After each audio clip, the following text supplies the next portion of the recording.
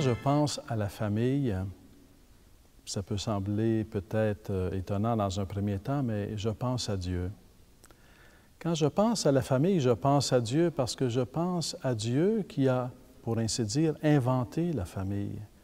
C'est Dieu qui, en étant auteur de la création, est auteur de la création de l'être humain, homme et femme, auteur de la vocation au mariage, auteur de la famille. Et dans ce sens-là, l'idée, c'est de chercher quel est le plan de Dieu. Pourquoi Dieu a-t-il créé l'être humain, homme et femme? Pourquoi a-t-il créé la famille? Quel est le plan de Dieu? Quelle est la mission que Dieu confie au couple et à la famille? Quelle est la tâche qu'il remet entre leurs mains? Quelle est la vocation? Quelle est leur vocation? Parce que de façon un peu ancienne, lorsqu'on parlait des vocations, on parlait des vocations sacerdotales.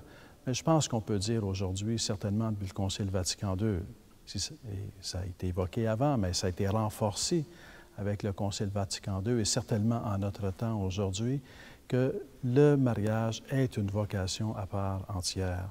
Et à fonder une famille, c'est une vocation, et une vocation qui vient de Dieu.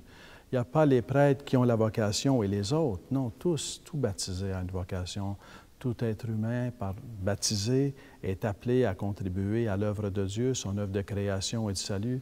Donc, la famille vient de Dieu, s'insère dans un plan de Dieu, a une tâche, une vocation qui lui est propre de contribuer à la création et à l'œuvre de la création et du salut.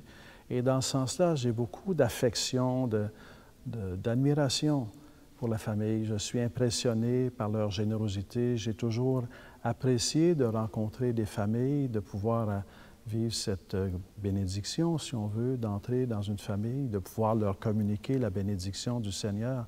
Alors, c'est vraiment très précieux. C'est une recherche précieuse du plan de Dieu. C'est certain que la situation sociale est complexe et les familles ont leurs blessures. Mais pour moi, l'idée, c'est de ne pas perdre le plan de Dieu, pas perdre le fil conducteur, d'avoir toute la miséricorde de Dieu comme unique pour pouvoir apprécier, trouver le bon, le vrai, le beau, qui puisse vivre dans des façons différentes, mais en même temps toujours être envoyé au plan de Dieu pour chercher, à la lumière de sa sagesse et de sa miséricorde, à réaliser ce plan de Dieu avec nos propres situations.